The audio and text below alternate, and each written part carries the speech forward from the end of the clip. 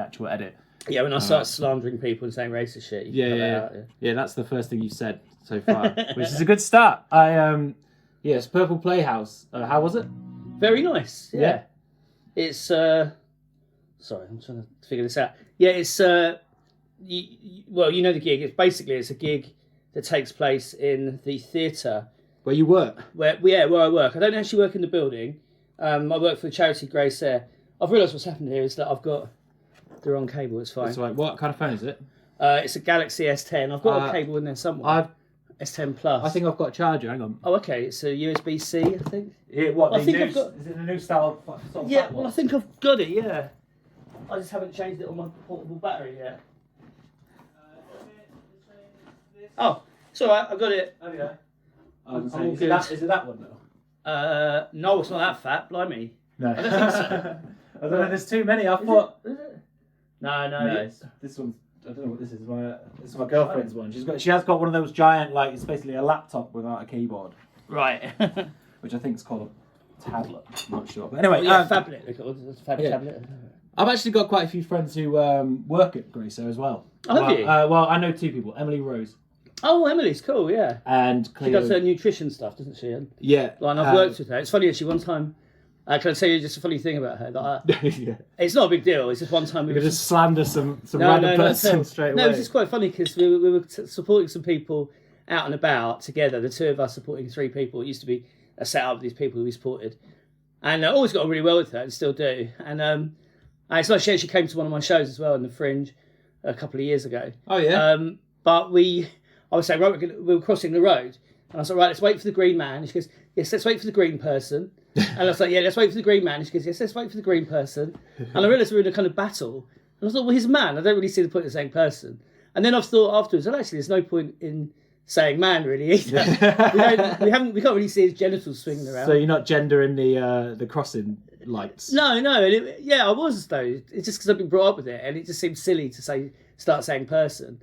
But then I thought, well, it's just silly to resist that though, isn't it? Like, I mean, I still say green man. Yeah. But eventually, at some point, I might say person. Yeah. And not be that upset about it. Because they had all that stuff in the boroughs of London. They had the gender neutral traffic lights. Oh really? Yeah, they changed them to. I never actually seen them live, but they changed them to like their symbols, I think. Oh okay. Yeah. Right. Jen Ives has got a funny bit about it. About how something about trans zebra crossings or something. Oh like right. That. The reason why I made this tea, by the way, is because I got a guy who produces this called Steve. And he hates the fact that I slurp tea every single time. So I thought two people for the first time. Well, these are quite slurpy. These R cups. Oh no, great! No, that's what we want. He's going to be really annoyed. So that's a good thing. So the Purple Playhouse, you did that? Yes, I did. Headlined. Headlined. Yeah. I mean, it's always closing. It's not always, I mean, headline is a bit of a strong word. Do you know what I mean? It's a small gig. It's not like, and also it feels weird in Brighton. So I headline because it's like there's no one in Brighton who's actually that interested to see me who hasn't seen me already. Yeah. Most often they can see me for absolutely free, and if they're coming to a gig, usually a gig where I'm getting paid to do it or like featuring or whatever, I'm tending to do my sort of archive best material. Yeah. But because I've headlined there closed there a couple of times, last night I actually mixed it up. Brought the newer stuff in, and it actually went really well. It was really. And it was actually lovely. The MC did a really good job of getting everyone up for it. And everyone had a really good gig. There was like real movies there. No, it was someone called Mel Byron. Oh, yeah. I know Mel Byron, yeah. She was really good. She really got the audience into it. Everyone had a good gig. There was a last-minute replacement. Simon Harriet replaced Jack Abela. That's it. Oh, okay. Yeah, and because when I saw Jack Abela was on the bill, I was pleased because I've seen him just once before doing his show with Jade and James Danielewski and Sophie. Jack Abela's tiny Moroccan, I believe he is. Oh, he's Moroccan. Is he Moroccan? He's I don't know. He's got a sort of olivey appearance, I guess. Yeah. But I haven't really worked it out, but he pulled out. But Simon Harriet came in and did a really good job. He's like really new. Do you know Simon? I know Simon. Yeah. Simon knows from the Jill Edwards course. Yeah. Well, 90% of people are, aren't they? Yeah. Including myself. Yeah. Did you do the Jill's course? No, I didn't. I just went straight in and just bombed for about 3 months. Well, it's weird because when I started, I went straight in, And then it was like everyone was saying, you should come and do the course with us. It was like, one of us, Google. And at first I resisted it. And then I saw like Ingrid Dahler and Rue Barrett, who's doing really well now with his viral stuff. Yeah. I saw those two and they were telling me to do the course. And it was, okay, if these two have done the course, I recommend it. So then, but it was weird because I'd already started gigging and doing all right actually at my gigs. And then she told me, no, don't gig anymore while you're on the course. Yeah. So it was odd. But I think I got something out of it. Because that's the thing about Simon Harriet, because we used to see him at gigs all the time, and he would never go up, but he would say he wanted to be a comedian, and I was like, why can't you go up? And he said he was doing the comedy course, and one of the first things she tells you is you shouldn't gig. Yeah. And I was like, it just seems like an odd bit of advice to give to someone. Yeah. So like, how do you know how do you know when you're ready? Yeah. I mean, well, the thing is, there's no hard and fast rules, are there, in comedies? I think that people. What I think about the Jill Edwards course is it's definitely ultimately a good thing because it gets people up who might not otherwise have actually had the wherewithal to get up and do it. Yeah. People who want to step in. But I think, one thing, to be fair, that a lot of people notice is that it does create a sort of artificial rhythm of delivery within people. Yeah. But it's not something that's deadly because generally after a while they'll find their natural voice. So how does that work? Because everyone seems to have a very similar sort of cadence. Like, but is it? Well, it's like, have you seen Full Metal Jacket? Yeah. Yeah, it's kind of like comedy boot camp, really, because you're on stage doing it at the advanced course, and she's saying, no, don't say it like that. Don't look up. And like you're being really micromanaged as you're delivering your set. Yeah. And it's kind of she breaks you and then remakes you. Yeah. And but it definitely. You should put that on the website, I think. She breaks you and then break you and remake you. Yeah. But no, it's cool. But so it was a lovely gig anyway. And everyone did really well. That's great. The first time, I've only done it twice. The first time I ever did it was the first time I ever got just complete silence during my set, like nothing. Yeah. And there wasn't lots of people there, and sometimes she does it like seating in like rows, like a comedy club. Yeah. And sometimes it's cabaret, like tables and chairs. Yeah, it was set up cabaret style because I've had this before because I know Henry who runs the room, and I've said this to him before, like how come there's such a big gap between the stage and the tables? And he said it's fire regulations. Yeah. And I don't know, it just seems a bit like I kind of quibble with that a little bit, but it worked last night. And when I went up, because I had like a bottle of fake beer as a prop kind of thing, and there was nowhere to put it, so I got the front table to move right up to the stage. Okay. And I just said, look, if there's a fire in the next 20 minutes, I'll take the blame. I'll take the full. And Henry looked anxious in his little room. I could see him looking up. So you take a fake bottle, like an alcohol-free beer on stage? Yeah. You just take the label off or something? No. It's just I had a bottle of Punk AF last night. Oh yeah. And I just had it. I don't think anyone's staring at the bottle. And then at some point during the set, I basically proposed a toast to. I did a bit about someone I used to support at Grace Air. Yeah. A story about her, someone who passed away. And so I got everyone to raise their glasses, and then I go into a bit about how I've given up drinking. Yeah. And I do jokes about giving up drinking and alcohol-free beer and stuff. So yeah. I've got a bit about alcohol-free beers. You've been on a sort of alcohol-free beer tour of Brighton, reviewing all the where to get the best. Not exactly ales. No, I was looking to see if there's anywhere you can buy alcohol-free on tap, and basically. There's Brewdog that's got two that are really good, actually. Both of them are good. Nanny State and Punk AF.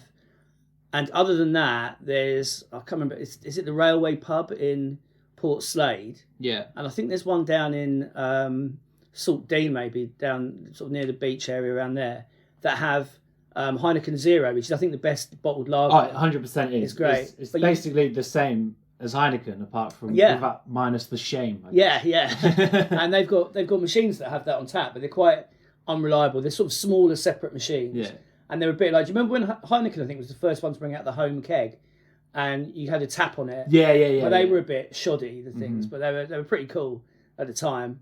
But yeah, I was loving it. I had a couple of pints when I went in there one time, but then I went in the next time, and they didn't have it, and all they had was warm bottles of zero. Yeah. And it wasn't quite the same. No, it's not quite the same. No, but how do you feel about alcohol-free beer? Because I find that sometimes it's all right. Yeah. Right, but then sometimes I'll drink them as if I'm drinking pints. Like, say we went out for another comedian, Alex Mason's birthday, to Brewdog. Yeah. And I think I had 7 pints of Nanny State, which is an unbelievable amount of. So you wouldn't drink like 7 pints of like Coke. No, on a exactly. night out, or... And you really, when you're not getting drunk, you really feel it sloshing around. Yeah. And because at home, I mean, and usually if I'm out, I'll tend to have 2, possibly 3. Mm-hmm. And it's weird because I always thought that when I drank really quickly at first, my beer, I always thought it was like it must be some kind of internal pathetic craving for alcohol. Yeah. But I realised it's actually really just thirst, because I do the exact same thing with the alcohol-free ones. Like the first one, I almost neck it. Yeah. And then the second one, a bit slower. And then if I have a third one, that's sort of fairly slow. But yeah, I think the most I've ever had was 5 bottles of Erdinger, which is a bigger bottle as well. It's 500ml. And I was like, oh God, get me away from this stuff in the end. But it's like, it's difficult because when you're in that social situation where everyone's continually drinking, it's sort of hard not to go along. It's like... Yeah. It is hard, man. Like, what's your least favourite alcohol-free beer? Oh, it's the same as my least favourite alcohol beer. Yeah. Carlsberg. Carlsberg do an alcohol-free beer? Yeah, they did it. I went... I mean, Carlsberg is essentially an alcohol-free beer. Yeah, I mean, it's garbage. and of course, it's got connotations to the most hated football club of all time.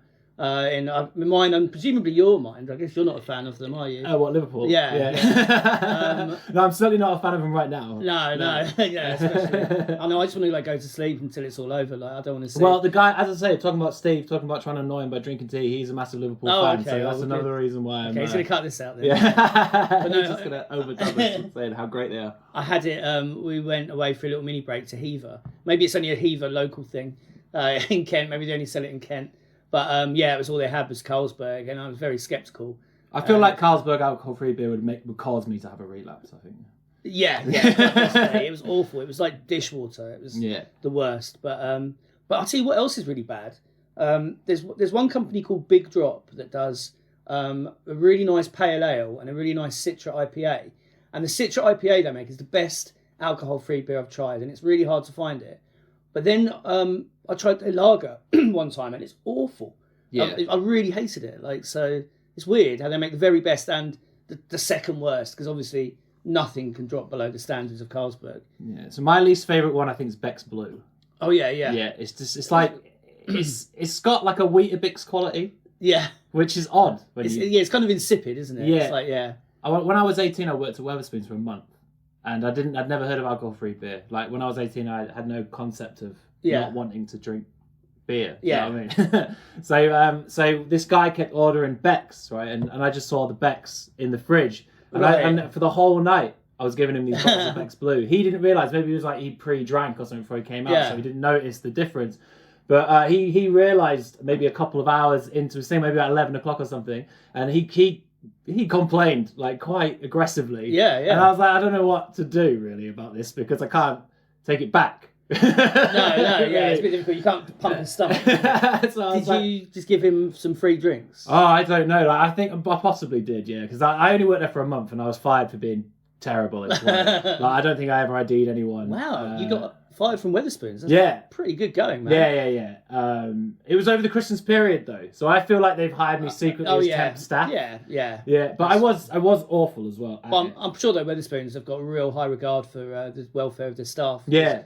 You know, I think they're a real socially responsible company. But I heard someone got fired for actually cleaning the cutlery. Oh, really? Yeah. One time I was in a Wetherspoons and you couldn't get a fried breakfast because all their microwaves in their kitchen were down. Oh, right. Yeah, that's...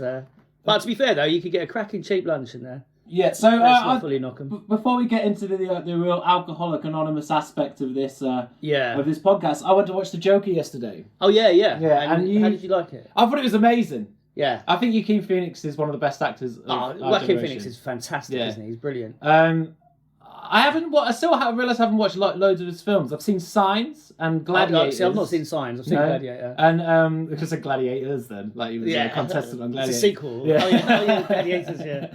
And Walk the Line, which is amazing. Oh yeah, Walk the Line is great. But I was told to watch. Is it called the Master or the Mind? Oh, the Master. The Master, yeah. That's Paul Thomas Anderson. Who did There Will Be Blood and stuff like that. Yeah, I mean, a lot of people didn't like the Master, but I did.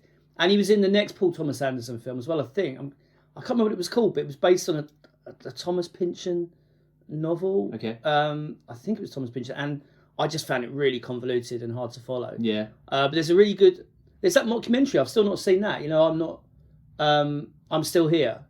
Where, do you remember for a while it was like he was having a breakdown and he was going on all these talk shows and acting really weird. And Casey Affleck following him around. Yeah. So that was all being filmed as a mockumentary to see how he was treated by the media if he was going through evident mental turmoil. Wow. Yeah, it sounds fascinating. I can't believe I haven't watched it. I'm kicking myself now for not having seen it. Because there's a few of these method actors who do that sort of stuff, like Shia LaBeouf did a very similar sort of thing. Where it was, and I also... Have you seen him in McEnroe? Borg, by the way. No, I haven't. Oh, he's really good, isn't he? He's a really good actor. Yeah. Like, he makes himself... He does a few dickheadish things, though. Oh, yeah, he's definitely a bit of a mental case. I think that Jim Carrey's like sort of wokeness is a bit... I think that's fake. Yeah, I think Jim Carrey is really quite...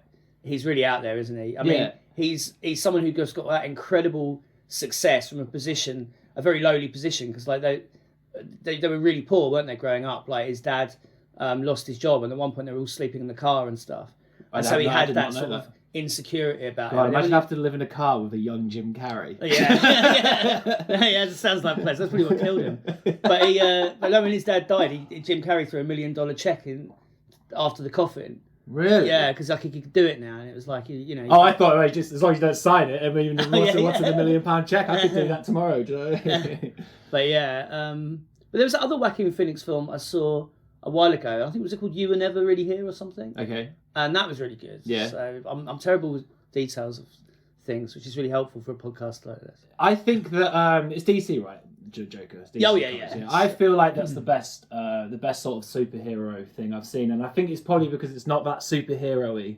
Yeah, it's kind of a spin on it. I mean, the thing about all these superhero stuff, a lot of, because I grew up reading comics from about the age of, I used to love like the old Whoopi and Beano and Whizzer and Chip stuff from the age of 5 to about 10, and then with the encouragement of older friends and my nerdy uncles, I went into 2000 AD, and then like heavily into American comics for at least 10 years. I was obsessed. I was all over it.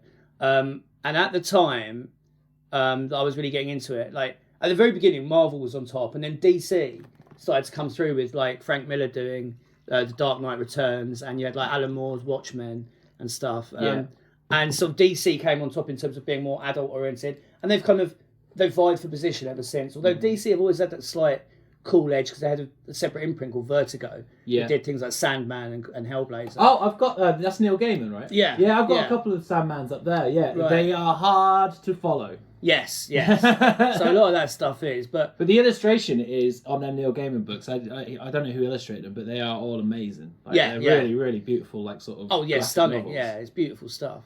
But Marvel like had probably a bigger roster of like. Well, maybe, I don't know, it's because when I was growing up, I got really into it, like really early days, reading the Avengers comics and stuff. And that's why I'm loving this Marvel Cinematic Universe stuff, because it's stuff I was reading 30 years ago, do you know what I mean, when I was a little kid. And to see it brought realistically to life on the screen. Yeah. And some of those basic storylines that I was reading years and years ago being put up there, it's fan service. So Kevin Smith was talking about it, said it doesn't matter if it's cinema. Like Martin Scorsese's been slacking him off a bit, saying there's no emotional connection. Martin Scorsese has just been releasing Netflix only. I'll talk about that. Films. I saw the film. It's brilliant. Is it? It's amazing. Is it? Oh, it's The Irishman. Yeah, it's fantastic. Joe Pesci. 3.5 hours. Yeah, Joe Pesci, De Niro, and Pacino. Yeah, and Harvey Keitel, Ray Romano. Anna Paquin's in it. Honestly, it's superb. Yeah, it's great. It's like you know how Casino is like a slower, more adult version of Goodfellas in a way. Okay, yeah. This is like the old man version of that. Yeah, and it's fantastic, and it's based on real history as well. Yeah. Pacino plays Jimmy Hoffa. Yeah, I kind of like the ones that are based on. I went to the. Did you watch Black Mass when it came out?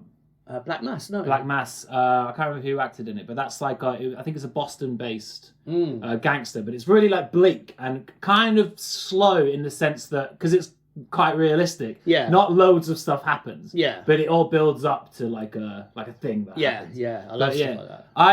Have you seen Animal Kingdom? No. Oh man, it's brutal. Anyway. So no, I was going to say about the joke, like I think when it comes to them superhero films, I kind of like the real gritty ones. Like I really like Sin City. Yeah, Sin City was good. And this one, but you couldn't really call it that gritty. It was a sort of odd kind of gritty, wasn't it? It was like comic book gritty. Yeah, it wasn't like a Ken Loach film, was it? You know no. It's like Shane Meadows or anything. Yeah. But yeah, I thought it was great. I thought I gave this. I sort of without giving any spoilers away. You messaged me a few weeks ago and said there was a bit in it. Oh yeah. It reminded you of me in the character. Now I watched that film. And it is a man going mental. It wasn't like he reminded me like, oh, he's acting just like Riggs. This is probably what Riggs thinks about. This is probably what Riggs does. No, it wasn't like that. It was just there was a couple of moments towards the end. There's a talk show scene. Again, I'm not going to give spoilers. Yeah. But there was just moments, glimpses, because at that point it's like his madness has come out and he's sort of feeling comfortable in it in a way. Yeah. And he had this smile on his face, and the smile reminded me of you. Just a little smile, not like the big sort of apish grin, but. Little moments, and also because the hair was long. Oh yeah, the hair was longer at that point, and he was putting his hair behind his ears and stuff. Yeah, and just little moments of that. It was like glimpses of you in there. That was all. It wasn't a huge thing. I was worried that it was going to be the fact that whenever he does any of the stand-up bits in the film, he spends a good portion of it laughing at his own jokes. Stands there. See that bit. I had a bit of a problem with plot-wise. I won't go into it. I don't want to spoil it for anyone. But I like the film a lot, but what bothered me was, and it sounds like an old fart thing, and it probably is. I'd have loved it more. The thing is, King of Comedy is my favourite film. Yeah, and there's a lot borrowed from King of Comedy in that. And that's De Niro, right? That's De Niro as the delusional guy who wants to get on the talk show. Mm-hmm. And Taxi Driver, which of course is De Niro. And to me, Taxi Driver and King of Comedy are like two halves of the same coin. Yeah. Because King of Comedy is like a non-violent, non-swearing as well. It's actually like a PG. Version of Taxi Driver. Yeah. And Scorsese does that. He doubles his films up. But anyway, and if I hadn't seen those two, if I hadn't seen a film called Network, if I hadn't seen Falling Down, what it does is it really functionally replicates all these moments from other films. Also, it's got like elements from The Dark Knight Returns, and it's got elements from Killing Joke in it, which is an Alan Moore scripted Batman thing. Yeah. That was really influential. And it takes all these influences and it creates a really strong film. But I kind of felt like I'm not seeing anything here that I haven't seen before. Yeah. But I realised not everyone's seen all those films, and not everyone's seen like loads of Sidney Lumet films, like 70s New York films. Mm-hmm. And it really does a good job of recreating that film. It's really good. But it didn't grab me because all of it felt like it was being repurposed from other places. One good thing that might come out of it is I've watched a few interviews with because whenever there's like a method film, like a method actor, like you can always wait for it. It's kind of I enjoy. Amazing in it. Yes, he's so good in it. Like, they must have put like prosthetics on his back and stuff when because there's a lot of scenes where he's I think he's very good physically. Like, it's all like angular the way he's really angular and uncomfortable. Yeah. There's one bit that made me laugh, but not because of what happened on the screen, but because of what happened in the cinema. Is there's a small person in the film. Yeah. And there's a guy, and because part of I don't think this is a spoiler, but part of the Joker's sort of character is he. He's got a condition where he laughs uncontrollably. Yeah, right. Yeah. So it's quite well explained. It's really well done in the film. Actually, yeah. Because don't get me wrong, I did really like the film. I thought the film I literally thought it was amazing. Like, it's a really good film. But anyway, he's working with these other clowns, and there's a clown in there. He makes a joke about the small person, and then he starts uncontrollably laughing. Yeah. And then a woman sat really near us in the cinema, just started laughing and just didn't stop at the joke. Oh wow! Because that's just a basic bully joke, isn't it? It's a horrible, mean-spirited little bully. Yeah, because joke. no one else sort of laughed because they were like, "Oh, it's just a stupid this guy being a dick." Yeah, she was loving it. She thought that joke was brilliant. Amazing, yeah. So he's found his audience there. Yeah. But anyway, so what I loved about that bit is as he's laughing and he's walking into his boss's office, isn't it? And the laugh just stops dead like a fake laugh. Yeah, it's amazing. He just stops dead and he's just walking functionally. Yeah, that's amazing. That part of the scene made me laugh because of the acting. But how old is he supposed to be in that film? I don't know. I mean, I would say late 30s. Because he looks as old as he is. I think. He's like because I know. because it's like a prequel to the whole Batman thing. Yeah, right? yeah. And so obviously Batman's young in it. So by the time Batman becomes of age to fight the Joker's going to have to be about 70 years old. Yeah, but like Adam West fought Cesar Romero, and Cesar Romero was a granddad. Well, actually, I don't think he was a granddad because he was really, really flamboyantly gay. Although he could have been, you know. He could have not realised himself till later on in life. Yeah, you know, I don't know. I don't. I make no claims as his lineage, his descendants. But no, I think that always, even in the Tim Burton movie, the Joker that killed Batman's parents, wasn't it? Yeah. And because the thing about the Joker, he's a kind of a blank canvas. He's never really had a set origin. Yeah. That Killing Joke version had a version of him as a failed stand-up. Yeah. But do you remember in Heath Ledger in The Dark Knight? Yeah. And he kept telling the story of his origin, and he told like 3 or 4 different ones. Yeah. So Joker's never had a real origin that can be pinned on him. So, and that's something I was trying to say earlier that I kind of waffled in a different direction. But a lot of these characters, people think, you know, a lot of the nerds, they're kind of like, oh, is that canon though? Does that fit exactly right with this and stuff? But at this point, they're kind of icons, really, and they're people that you can just tell different stories with. And also they don't have to all fit together. And also because there's a lot of aspects of the Joker telling this story that you like. There are a lot of it are fragments of his imagination. So you could argue like because there's some characters you meet who aren't necessarily doing the things that they're doing in the film. Yeah. So you could argue that a lot of it might not even be real. And also, like, his lineage is never really cleared up. Yeah. The whole time he's working on fragments of information. Yeah. Some of which may be imaginary. So yeah, it's all, you know. I think it's a really good film as it is, but I'm not sure if it would necessarily fit into the DC extended universe that they're doing, or if it even needs to. Yeah. Like, I don't think that version of Joker needs to meet. Well, Ben Affleck's out of the role now. It was Robert Pattinson now, isn't it? That could actually be decent. The Twilight actor. Yeah, have you seen him in other stuff though? Have you seen Good Time? No, I have seen him in something, but I can't remember what it was. But I've also, because I've got a young daughter, I've watched the Twilight Saga. Oh, you've probably seen 1,000 times. Yeah. You're probably sick to death of him. But he's actually a really good actor. Like, there's a film called Good Time that I can't recommend highly enough. He's just this unstable, do anything for a laugh.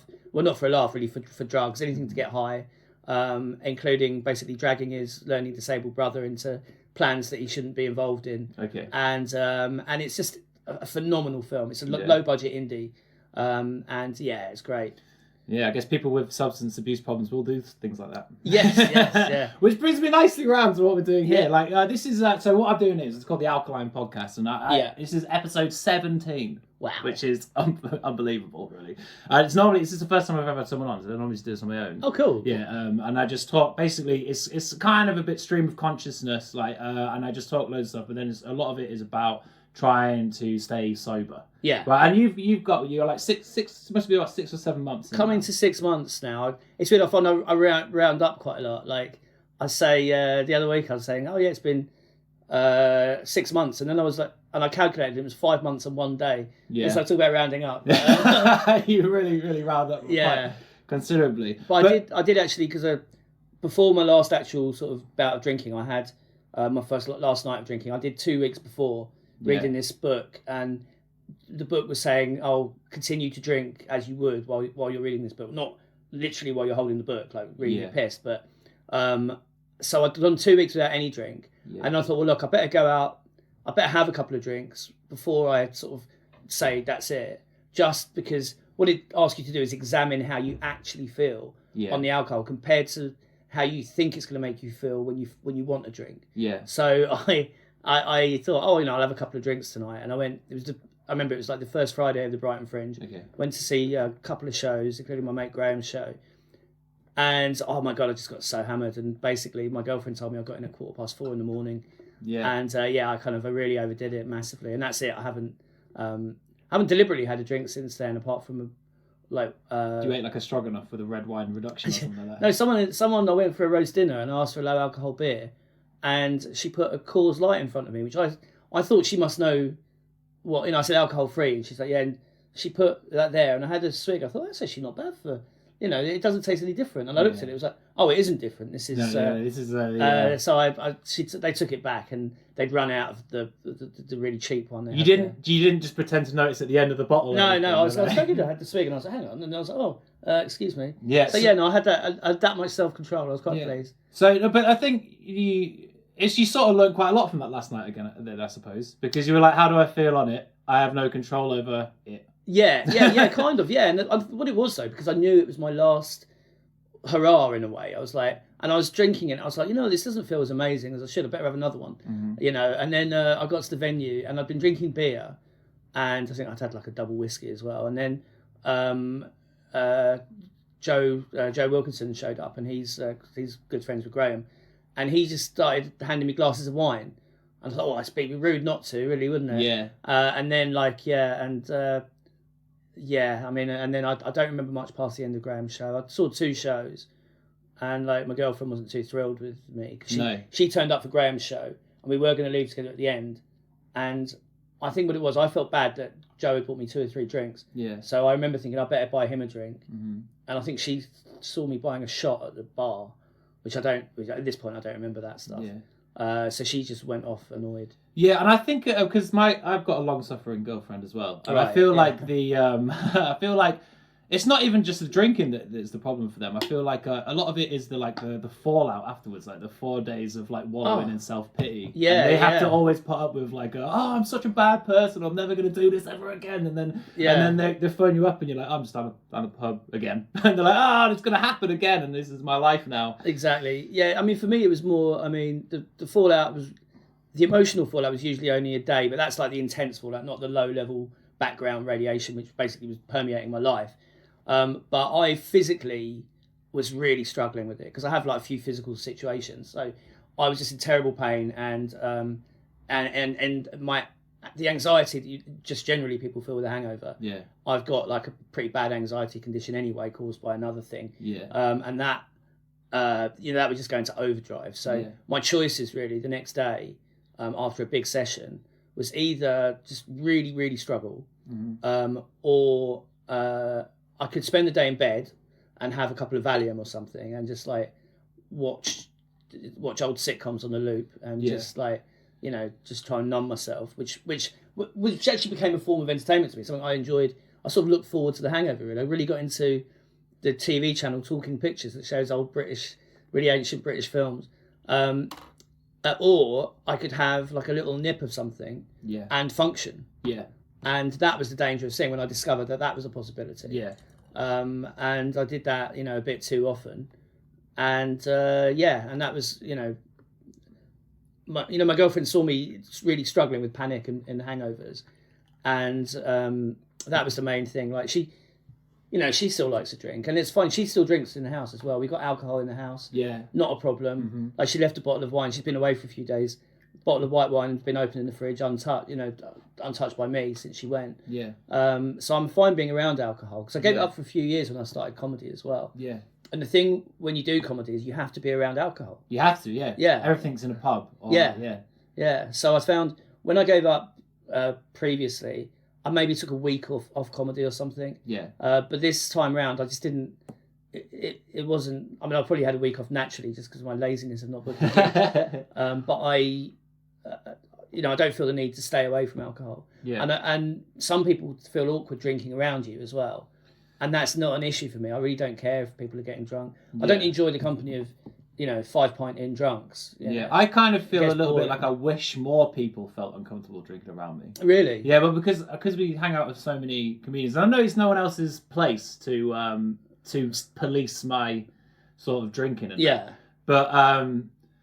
but I don't know. Maybe I just not talk to people about it. Sometimes I assume that everyone just knows all about my life because it's such an important thing to me. Yeah, and I must have told everyone, and then some people just have no idea, I suppose. And they offer you a pint or something. Yeah, maybe. Yeah, and then isn't it as simple as saying? I mean, I know it's a difficult thing because you're kind of making yourself stick out, and it feels like if you say it, you feel like you're being a prissy, judgmental dick or something. Yeah. Like, I'm not drinking, and neither should you, and it's not that at all. Yeah. It's like recently, because you'd not drunk at all, hadn't you, for a while? And then we were both gigging at the Artista, and you had a pint, and I was like, right, you're drinking again then? And it was just, it wasn't like, oh, really? Yeah. But I was like, oh, okay. I just didn't know. And you were sort of a bit sheepish. You were like, oh, well. And I was like, oh, no, mate, please. I'm not trying to tell you what to do. Cause lots of people can handle alcohol fine. I think that's because the reason why I acted like that is because I inherently knew that I didn't want to do it, and it was like I was doing a bad thing. Right. And because because I remember thinking like, oh, Dan's coming down, and I've already had a beer, which means I'm probably going to have another one. Yeah. And I think I remember saying like, oh, it's just one. I feel like I could have one. Right. And I think I'd already had two or something. Right. You know what I mean? Yeah. But when I came back, I told my girlfriend about it, and she was like, good. I'm glad that he mentioned it because no one else mentions it. And and the thing is, that's the thing, I wouldn't have mentioned it other than that we had conversations about it because we were both in a similar place. Although, I've got no idea how bad your problem was compared to mine. Well, do you know what I mean? I stopped drinking a couple of weeks after you, it sounds like, in the middle of the Fringe. Yeah. Basically, the Brighton Fringe is pretty... just talking about doing comedy in places where you drink. When you do a Fringe festival, if you do hit them hard, you're doing spots here, spots there. You've also doing previous year was brutal. I was doing 2 separate shows as well. Yeah. And then I was picking up all these spots here and there, and it just becomes like a month-long sort of sesh. So it can do. It does. It did for me the previous year. By the end of it, I was absolutely tender. Do you know what I mean? Yeah. It was really bad. And so I went to the GP. It was the first time I've ever done that to try and get some help. Yeah. And it was in Boots. Oh, right. GP in Boots, yeah. And she actually advised me to keep drinking. Did she? But drink this Boots brand alcohol. It's the only alcohol that's actually good for you. No, but she was like, don't stop straight away because it will... because it can be can hurt your system, yeah. And I was like, well, I was sort of like, because I'm not a spirit, I don't drink spirits and stuff. I just drink lagers, and I'm not. And it took me. I'll get onto this a bit more in a minute. But it took me a long time to come to the conclusion that I had a sort of drinking problem. Yeah. Because I was when I was a teenager, do you remember when your first ever beer was? By the way. No, I don't. No. I remember. It might have been sips, in the family were there, and like shandy, something like that. Because our culture, we wean kids into alcohol, don't we? As well, it's you can have a little sip. I'm sure I was allowed to have like half a beer or something when I was 14. Yeah, at the family dinner table, something like that.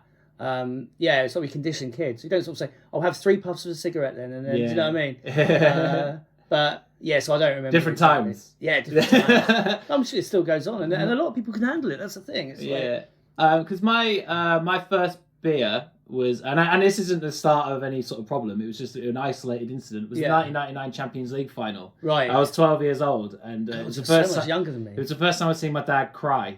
Oh, right. When was he a Bayern Munich fan? When Solskjaer's goal went in, we were like, "What?" And he just came into the kitchen, came out with it. Do you remember them stubby, like little tiny French beer? The 3%. And he gave me one. And I was like, "Oh my god!" Just started drinking with my dad and that. And then I didn't drink for ages, because I was 12. And now look at you and look at Man United. I know we've both gone on the same decline.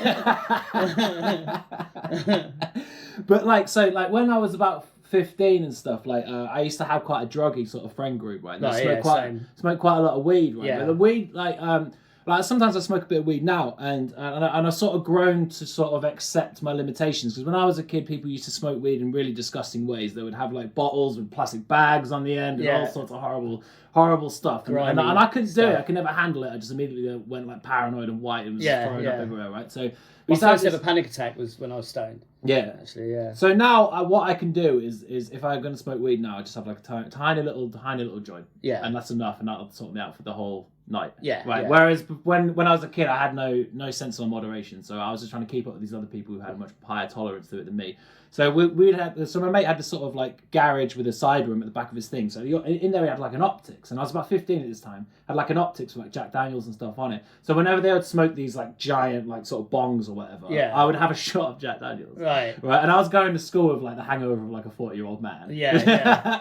And it's sort of, and then I was thinking, and you probably felt like you were doing the right thing as well. I'm doing the socially acceptable thing. Look at these losers with their weed. Yeah. And so drinking spirits, but then it's sort of spirits have never agreed with me really. No. And I'm not entirely convinced they ever really agree with anyone. But like, yeah, no, I don't think. I got my stomach pumped when I was 15. Right. I sort of cool. Yeah. I sort of necked. How do you say? Oh, or cool. I said, oh. I really went cool. But I've got more respect for you now than I had before. So I was drinking with my oldest brother behind my school when I was in like year 10. I was doing my GCSEs, I think.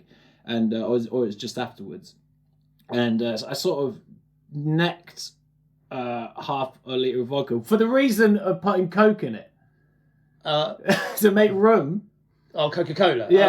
Oh yeah, of course. Yeah, I was so we're like, we need to drink a lot of that before we can dilute it and make it safe to drink. Yeah. Right. Clever stuff. Yeah, and I have no recollection of that night really after that. But but I woke up in hospital and like with like my stepmom came to pick me up and she was like livid and I had no idea what had happened. And since then, I can't drink spirits. Right. Yeah. If I ever like when it was ever like dark times, if I wanted to be like, I don't want to remember this day ever again, I would just drink a tiny bit of vodka. Right. And that'd be it. Yeah, I blanked out a lot because once I was doing that nip, having a nip sometimes if I've got to go out and do something. Yeah. It became like vodka was the easiest one to have, even though it's just this weird tasting sugar water stuff. Isn't it? I mean, I was buying the cheap stuff as well. It wasn't Grey Goose or Kettle One or anything. We used to have this one called a Vodcat, which was a vodka flavoured spirit. Oh, right. So it was only 12.5%. It's not even real vodka. Oh, no. Okay. And so it was like they made this sort of kind of light vodka,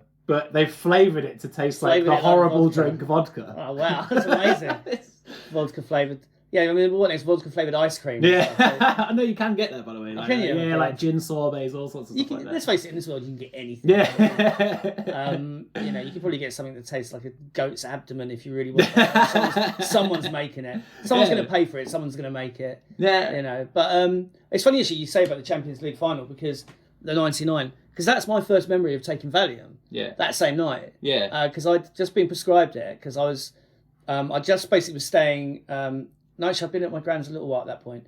Essentially, I ended up a house move fell through within London. Yeah. Me and my mate were going to move into it. It's probably better that it fell through because we were planning to grow weed in the third bedroom. Yeah. So it's probably a good idea that never happened. But like literally the day before we were going to move in there, the woman who was renting it just pulled it back from the agency, and I'd already given my notice at the rooms I was renting.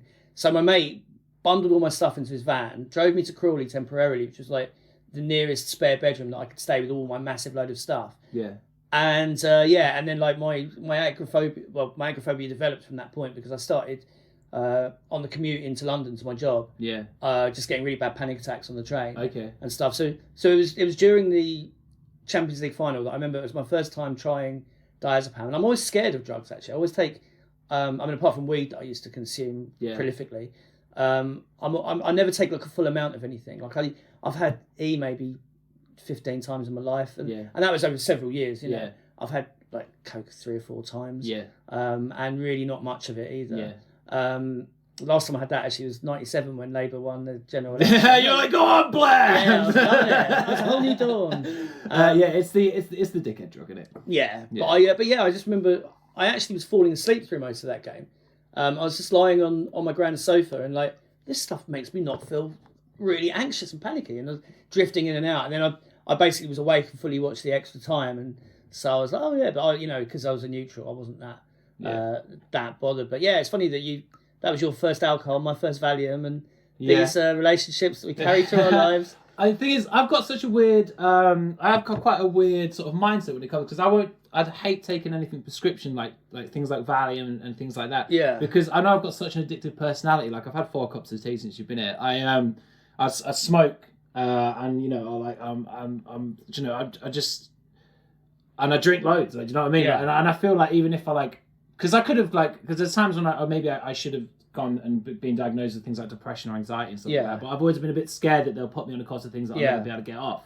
Yeah. Whilst at the same time, sort of driving myself into the ground with drinking. It's weird because I'm like the opposite. That I've been on like regularly prescribed Valium for like 20 years, and it's never got to the point where they were worried about me. And at one point, I was getting quite a lot of them, but I wasn't taking as many as I was getting, and I sort of had a bit of a stockpile going. Yeah. So it was kind of at one point when anyone I knew they were having anxiety, they'd come to me and say, "Oh, could I get?" And I was dishing them out essentially, a little bit, but I was concerned. I wasn't trying to get anyone started on him. You're sort of like a community drug dealer, like in a sense. It was only for people who are really struggling with stuff, like just for, real friends, like. And it was only like, well, have a few of these, but then go to your doctor. And I'm not going to start like providing you these on a regular basis because they are quite dangerous. And now I'm at the point where like, because doctors really don't like giving them out anymore. Yeah. But at my local doctor, they finally agreed to give them to me because they know that it's what I think. If I've got them, I don't really need them. I know that I've got them. But if I'm running out, I get a bit anxious. Yeah. But I've had like literally, the doctors the last couple of times have actually been happy to refill it without me seeing them because I've been getting like 28 2-milligram pills, which is the lowest dose, really a low dose, a pack of those every 6 months.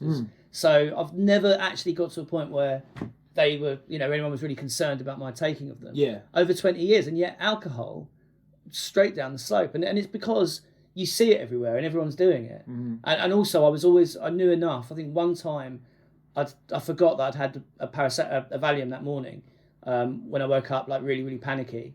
And then like a few hours later, I went down the pub to meet mates and watch football. Yeah. And I was halfway through a pint and I was like, oh man. And then I remembered. I felt so woozy and that was it. I got a cab home and because to me the idea of mixing them is that terrifying. Yeah. So I've got that level of fear that keeps you off those drugs, keeps me off mixing them, and it also keeps me. But that's what killed Jimi Hendrix, isn't it?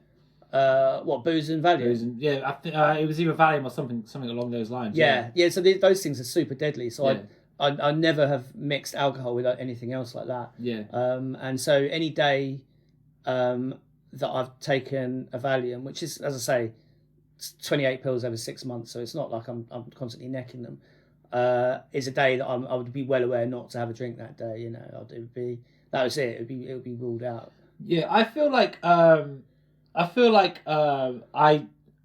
because I probably could have about like maybe 8 years ago have said that I had a drinking problem. Yeah. But I just sort of I didn't really know what like alcoholism was really. But I feel like it's because when I was growing up, I used to be quite into rock music, rock stars and all that. Yeah. And then you find out they're alcoholics, but then you read their books and they're drinking like I drank 2 bottles of Jack Daniels like in the morning. Yeah. And I was like, I'm not exactly doing that. You see these glamorized pictures of ridiculous consumption, and you think, well, that's not me. And like, it's not like when you're a heroin addict, when you have to have heroin every day. Yeah. But when you're an alcoholic, I'm not entirely sure that I was an alcoholic because I didn't drink every day. What is your definition of alcohol? Exactly. Is this something where you've got a problem? I had a problem with alcohol. I was drinking it too much, and it's better that I stay away from it. Yeah. But I'm also someone who quite frequently can just have 2 pints and go home. Yeah. Or quite frequently have like 2 glasses of wine with dinner. I mean, it would be a little bit of a willpower to then not have more. Yeah. But there were many times when the framework that I was in would encourage me to just keep going. And there's definitely times when I've just had a couple and then I thought that's all right, and then I thought, I've got that in the cupboard, haven't I? I have a little drop of that, and then it's gone into a spiral. Yeah. There's definitely times where it's gone wrong. Yeah. But it's like if you crash your car every single time you drive, obviously you're a bad driver. Yeah. But if you crash it once a month, you're a bad driver still. Do you know what I mean? Yeah. It's like it doesn't mean that that's fine just because you usually don't crash your car. Yeah. Well, so I've kind of been thinking about it a lot, and I feel like the way that I know that I've got a drinking problem is because if I have like 1 pint, I can feel like I'm a completely different person. Yeah. I completely changed. Like it's like because whenever you talk about drugs and stuff, like you always talk about people increasing their tolerance of it as it goes up. Yeah. But my alcohol tolerance it just gets lower. Like it's really low. Yeah, it's like a switch, isn't it? Yeah. I find and I think it's not necessarily that I'm drunk. It's just like a mental thing where my brain is like, we're drinking now. Yeah. Absolutely, and it's all because and I think also often it can come from. There's so many psychological reasons why you might enjoy that feeling and why it might become important to you. Yeah.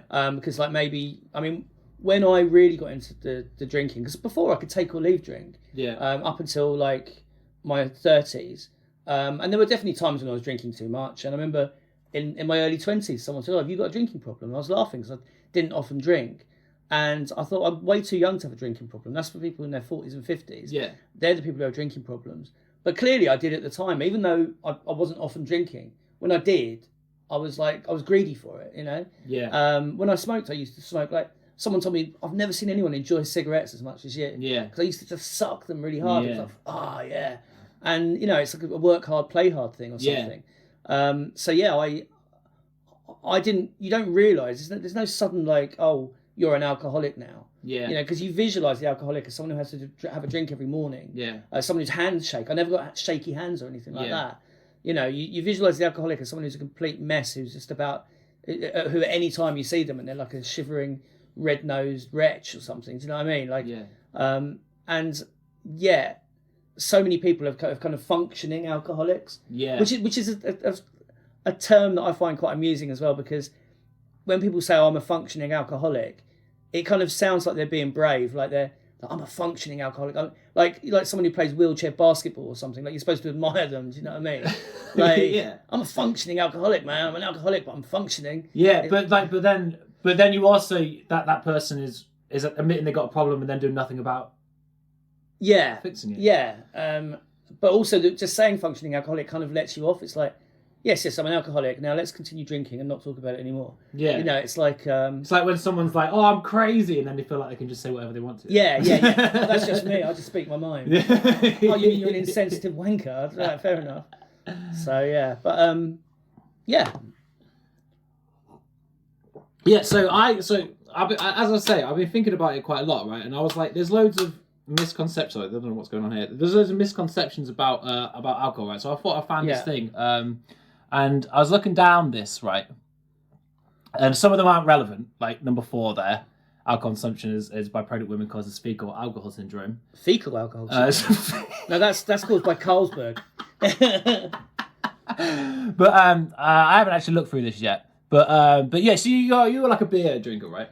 Yeah, mostly beer, but also wine, spirits, cider not so much. Yeah. It's funny because I did a bit before, because like when I started comedy, I actually gave up drinking for 3 years as well. And that was when I was at my worst with the drinking before that, because I was living in Crawley. I'd kind of got over my full agoraphobia. And when I was ready to move on, my gran, who'd been putting up with me and helping me out, she couldn't be left on her own at that point. She needed someone in the house to help out with a lot of things. Yeah. So I kind of, I was obliged to stay there, and I helped her a lot, but I couldn't get back into a proper rhythm of things. I wasn't ready to fully work. I went and volunteered at the Citizens Advice Bureau 2 or 3 days a week, and qualified as an advisor and stuff. Mm-hmm. But I still was really shut down. I was away from like my friends and stuff in London. You know, I was sort of isolated from that social circle. And so my new social circle that grew up in Crawley after years of being agoraphobic basically became people I met in the pub. And I was in the pub out of boredom. I had nothing else going on and frustration.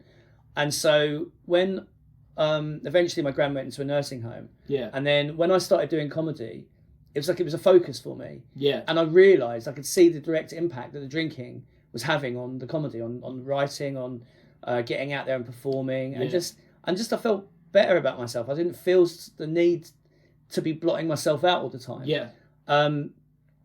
So that was the hardest, the sort of the toughest. I've lost my thread a bit. That was like the time when it felt quite hard to give up drinking. Yeah. At the beginning of that, but it was so worth it. You know, I felt so much better. Yeah, but then it's the first 3 years you say of comedy. Yeah, more or less. It was after I was about 6 months into comedy, and I gave up for 3 years, and then I was living in. And I was mostly fine. I was in a relationship as well for quite a while. And she was someone who, she drank a lot less once we were together. Yeah. Because she said it was like a license to not drink, really. Yeah. She was so used to drinking all the time. But then sometimes she did drink, and she tended to overdrink as well a bit. Yeah. Some most people do. And it was about a year after we'd broken up that partly I was internet dating. Right. And internet dating without alcohol is it's like one of Dante's circles of hell. Right. It is really horrible. So it was partly that, but also I was like, at this point, I'd been a functioning person. I'd been working for 2 years again after a long time of not being able to do anything like that. And I just felt a lot more capable, and I felt I had more resources about myself. And people I knew were drinking mostly responsibly. I was sharing a house with my mate Graham, who's Graham Collard's another Brighton comic. Yeah. We call him Graham Cabollard. Graham Cabollard, yeah. And he, you know, he'd have the odd hangover, but he's someone who knew, you know, he was having fun drinking, and going out and having fun, and I was fine. I wasn't like that jealous of it. It was just suddenly it was like, okay, I've got to go on these dates. I feel like I'm missing out a bit, because at that point I would always just go home once everyone was really drinking. I would just go home, and it was fine. But I guess there was an aspect of loneliness, which is why I was dating as well. And I guess I kind of wanted it all, really. Was the point. I thought I could just do that. And then that was like around the time I got into my current relationship that I started drinking again. And she would, you know, we would drink together. She's and actually was it like a conscious choice that you made? Like, I am going to... Yeah. It was actually at a friend's wedding. I was there with Graham and with Phil and Julie, who are two friends from comedy. And I decided beforehand, like, you know, I'm going to have like a glass of Prosecco at the wedding, and what's wrong with that? And I decided it like days and days in advance. And I remember when I was making this decision, another comedy friend, I was around his house, he had like a nice stack of, quite a nice sort of cabinet of booze. And he was like, well, do you fancy a drink now? I was like, oh, no, I don't really, I'll do it, you know, when it feels right. So it wasn't like I was desperate to start drinking again. Yeah. It just felt like, you know, I can drink again. I can drink. Everyone drinks. It's fine. It's what people do. Yeah. And for quite a while, it was all right. But even that first day, though, I had half a glass of Prosecco I had. Yeah. But then I had to go and do something, meet someone through work. But I wasn't actually working, but I had to meet someone about work. And then there was a Chelsea game on telly just a bit later. Yeah. So I went to the Welly, Duke of Wellington. Yeah. And I had like 2 pints and watched the Chelsea game. Yeah. And that was like, yay, put beer and football, because they go together. Yeah, of course. Well. Yeah. And it was like, oh, this is great. This is just what I'm doing. And I remember getting the bus home after that. Fine, you know, I didn't carry on drinking, but I really kind of wanted to. Yeah. But I was quite hammered from having half a glass of Prosecco. Yeah, of course, yeah. And I was like texting a couple of mates that, because also some of the friends that I would go around with, it was really based on drinking. Yeah. And you're not doing any of the stuff with them because they always drink. Yeah. So I texted a couple of mates, you know, but you're still in touch on Facebook and things like that, and maybe you'll meet up sometimes, but it never quite felt the same. Yeah. I texted, I'm drinking again now. If you fancy meeting up for a few pints, watch a game, blah blah. And I was texting a few people like that, and it was fine. It was like fun at the time, and it's like, you know, even my family were like, oh, that's nice that you feel you can drink again now. That's good. And but yeah, I'm not sure exactly when it went wrong.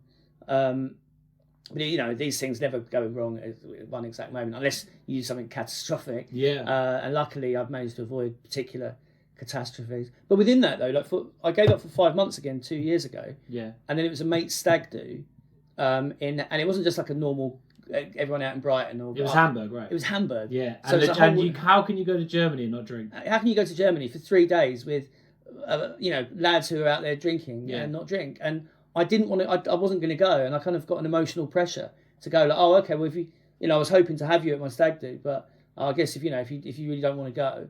And again, it was like a couple of weeks before, I was agonising with this decision. And were you staying right there on the Reaper Barn as well? Yeah. Because I did a similar, just before I started comedy, I had a similar sort of lost weekend, I'll call it. Right. Yeah. but that is a dangerous place to go. It's funny because I drank like crazy, but I never drank. I don't know. I handled it. I didn't do anything really stupid while I was there, except for the last day, because again I also have this gastritis thing. It's really like painful stomach inflammation, which is obviously caused by years of drinking too much, probably. Yeah. You know, partly. But yeah, the first morning we were there, I knew that if I woke up about 5 a.m, and I knew that if I didn't have a little nip of something, that I was going to be really panicky and twitchy, and it would do everyone's heads in. Yeah. And I thought, well, I can't do this. So my mate I was sharing a room with, he was awake as well. And we walked down to the supermarket. I bought this little bottle of whiskey. Yeah. Actually, it was a full-size bottle of whiskey. It was so cheap. And I just had like a little glug, and that was it. And went back in the room and didn't drink again until lunchtime. Yeah. So it's not like I was, you know, and I was fine all through the day. Went to a football match. Next day, just drinking normally. I was the last one out actually, but I was helping my mate, the groom, who'd kind of lost the plot. I was basically helping him get back to the hotel and all that. All fine. But then the next day I had this, we were going to go to the airport, and I had this bottle of whiskey to get rid of. And I ended up bloody drinking like most of it. And people, you know, every time we all get together, they were like, do you remember that day where you were like, I'm like, yeah, that's really funny. And came home again, didn't drink again for another 6 weeks.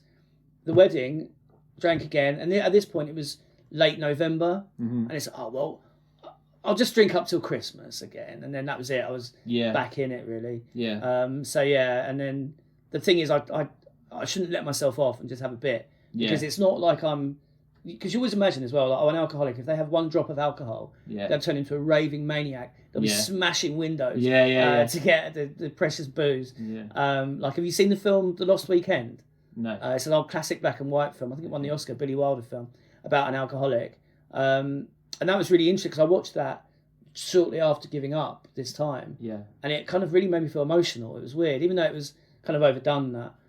But no, you don't suddenly go like, you don't turn into the Incredible Hulk, or Cookie Monster or something. Yeah. But it's like, you're like, a bit more and a bit more. And what it is, I think the same pattern repeats itself, but at shorter and shorter intervals. Yeah. Like, it's a lot quicker, the slide from, I'll just have one to, I'll have loads and then fuck my day up tomorrow. Yeah, but for me, it's not even genuine, because I quit for like 3 months, during the Fringe, 3 months. And one thing that I always... Which is great, by the way. Well, yeah. It's like those planes, the early planes when they would sort of take off and then boom. And then each of those is actually a success. Yeah. So if you ever have I think that the chips they give out, Alcoholics Anonymous, I think they're good in a way, but they're also...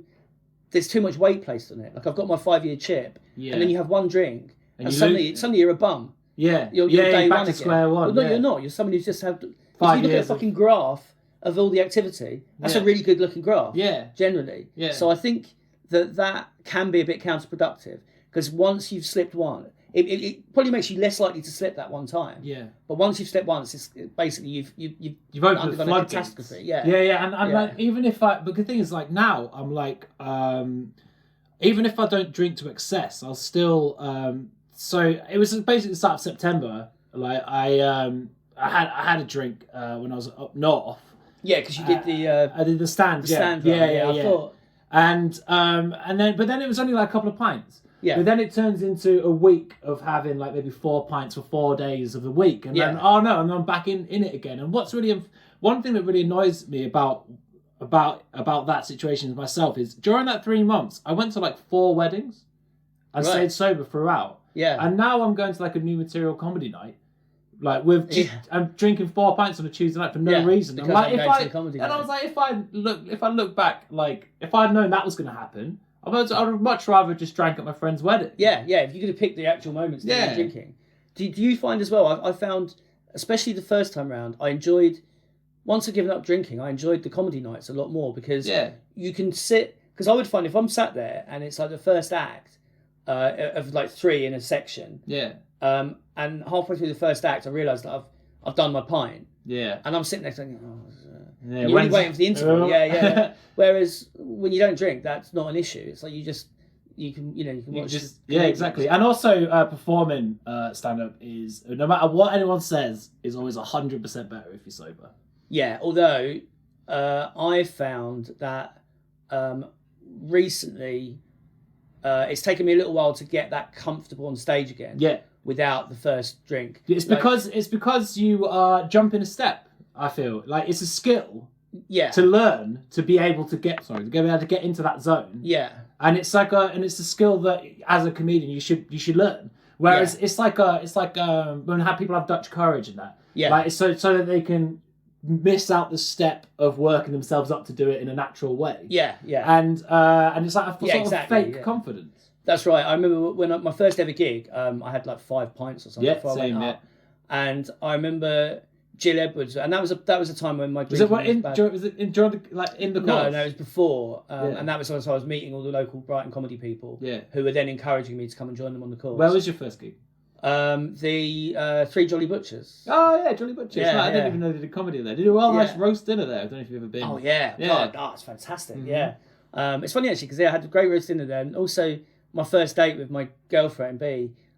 We went to Comedia, but then we went to the Three Jolly Butchers as well. So it's a first night for me. Oh, that's cool. That place? Yeah, so... it made me laugh. Do you remember for years they had that sign that just said temporary sign? Yeah. That's what it said, temporary sign, for years, and they've actually got one now. Yeah. It would be great if he just said, the news sign just said permanent sign. Yeah. That's all it says. Up north, we've got I come from the Yorkshire Dales, so we've got like loads of these towns, which are basically listed towns. You can't change anything about them because of all these historic buildings. Right. And there's this pub called the Black Bull, and they wouldn't let them change anything about the outside of the pub when they took it over. So the only thing they could do to sort of fight against this not being able to do anything is they turned their pub sign upside down. Right. So there's a pub in Reef, it's in a town called Reef, which is just says the Black Bull, but it's upside down. So that's the only change they're allowed to make on the building. It's the Lub Calb. Yeah, my first gig was Junkyard Dogs. It was I was super happy. Oh wow! That's a mental gig, isn't it? I tried to do. I don't know if you remember that Maria used to run the Brighton comedy thing at the Carolina Brunswick. I never met Maria actually. That was the time that I was sort of dwindling my. So she used to do it like names out of a hat. Oh god! And it was me and Jen Ives actually the first time we were ever going to do a comedy gig. So you were friends with Jen before? No, I met her on that night, but we were both going to do our first open mic that day. Yeah. And it was names out of a hat, and she went up, and I always lie and say we did our gig on the very first did our first gig together. Yeah. But it's not true because I drank about 6 or 7 pints, and when she read my name out, I was a bit like, who's that? I don't know who that is. Around. Yeah, and I bottled it, man. But then I went, and I think that was on like a Tuesday or a Wednesday, and then a couple of days later, I did go to Joe Dogs and just did it. I was like, that's my name on the lineup. I know when it's going to happen, and sort of did it then. But yeah, no, I drank a lot then, and I drank for maybe the first year of doing stand up. I don't think I did a gig without drinking. Well, it's weird because Jill Edwards actually drummed that out of me to drink. So what it became was be sober, do my gig, and then get hammered. Yeah. It was a lot of that going on. I remember when I did the new act night, I was so nervous, really, really nervous. I remember I was at home thinking, and I'd had a few gigs at that point because I'd still had a couple that I'd had booked before Jill told me not to gig anymore. That I fulfill my obligations. Yeah. And they'd gone well as well. I was doing all right. The stuff I'd written was going well. Because I was someone who had good writing, but I had terrible stage presence. I was very, very nervous. Yeah. And so that was what eventually I got drummed out by just doing it again and again. Well, because you're coming from a background of anxiety, and you said agoraphobia before. Yeah. And that was proper serious. I can't leave the house. I couldn't walk to the end of my road. Wow. So I struggled to walk to the end of the garden actually. I was incredibly nervous performer at the beginning. But yeah, so the first couple of gigs I'd have a couple of beers. Well, the first one I had about 5 or 6. And that was with a load of my mates from Crawley who came with me. Because how I started as well, I used to go on about it for years. In my 20s, people used to say, "Oh, Dan, you should do stand-up." And I was like, and I was very self-conscious because I've got a spinal condition. Okay. And I thought that it would be, I just thought people would be staring at me and it would be too depressing for them to look at me. And so it was a really bad self-image. And eventually, there was a mate of mine. So in Crawley, when I'd be drinking and frustrated, at some point I'd start going on about how I should do comedy and I could do it, and I've got good jokes. And the thing was, a lot of the people around me didn't like my sense of humour. I remember people that were sort of friends of friends going, "You're not funny at all, though." What? And it was like, "Oh, thanks. This is really boosting me." She mentions that in the Joker. Right. When he's talking to his mum about doing stand-up comedy, she was like, "Do you not have to be funny?" Yeah. But you don't. There's a lot of dry off-stage comedians. Out there. Loads of people. They're the funniest ones on stage. Yeah. It's because you got to question how funny, how someone's not going to be that social if they're spending all their time focusing on how funny they could possibly be. And but yeah, this one friend of mine, he didn't fit in really either in the Crawley drinking group. He was actually a lodger of my friend James, who's now my brother-in-law. And I got on well with him. He was a more cultured guy. He had a degree in music and stuff, and he was just there, You did a degree in music? No, he did. Oh. I didn't.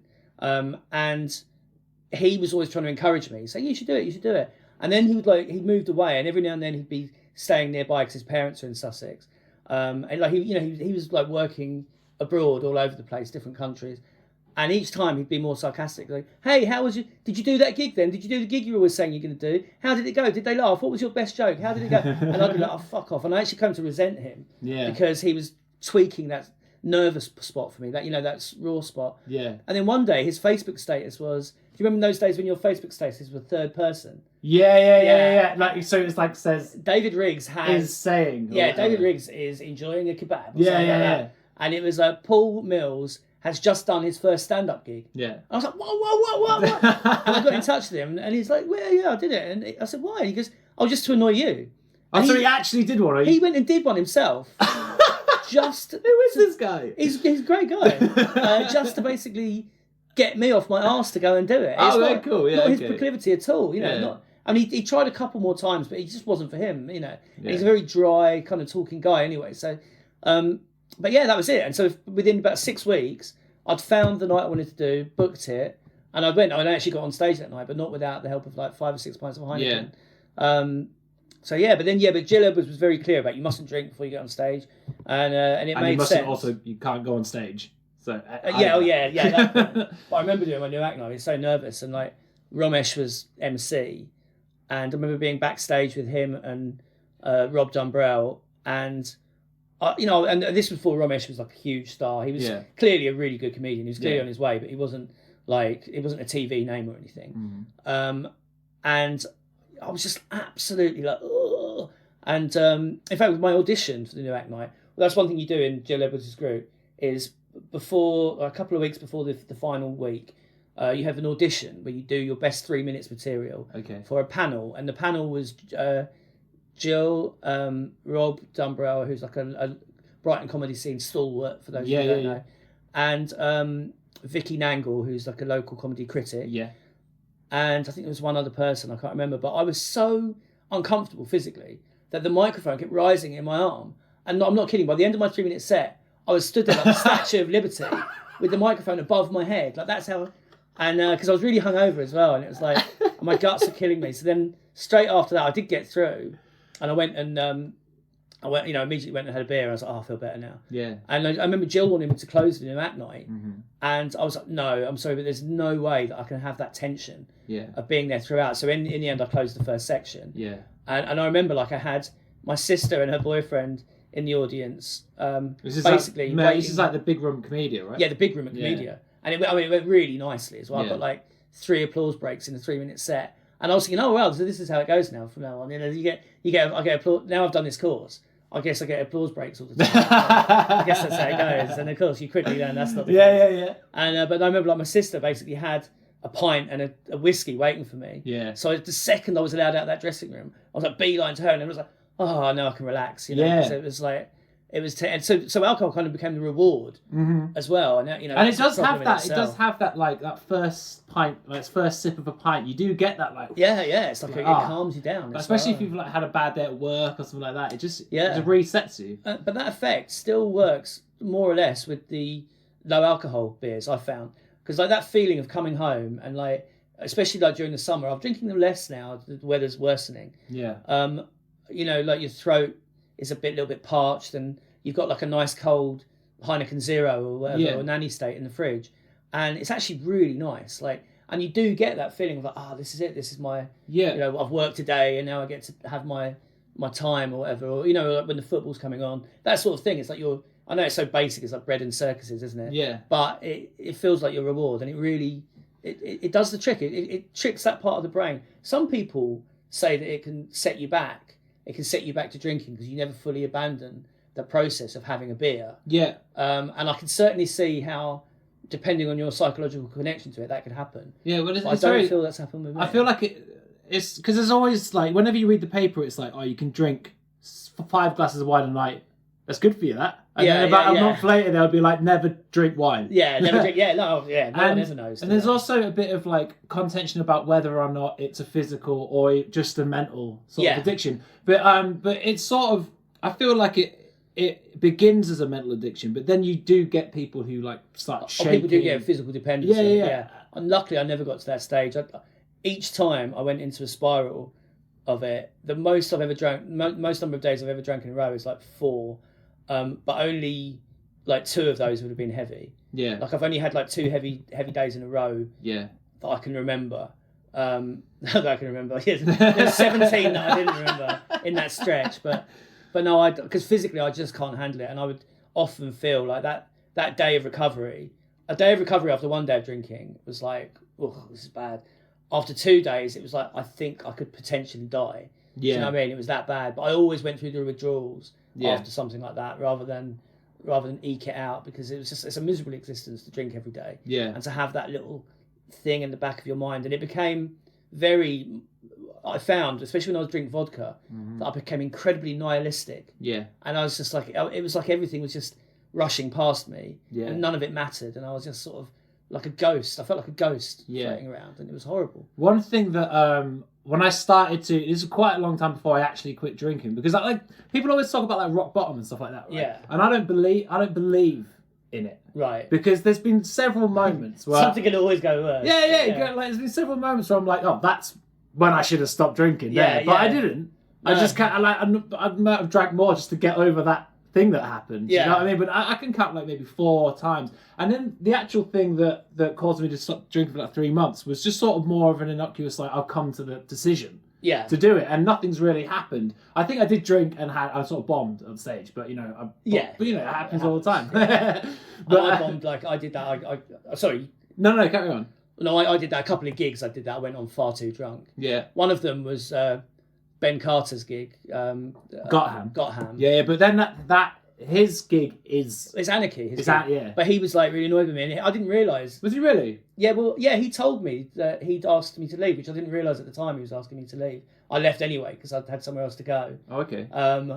And because I was doing new material as well, really drunk, trying out new material. Yeah. And I had these jokes written down. And God, they weren't jokes. I'd written them drunk. Yeah. And just waffling. I mean, some people actually were laughing, but maybe in the wrong way. But there were people who I think saw... what I'm saying is I don't think I was entirely 100% awful at that one. Yeah. There was another one I did for Charmaine at a bar in Saltdean. Yeah. And basically I went on and I was trying to remember my jokes, and I couldn't remember.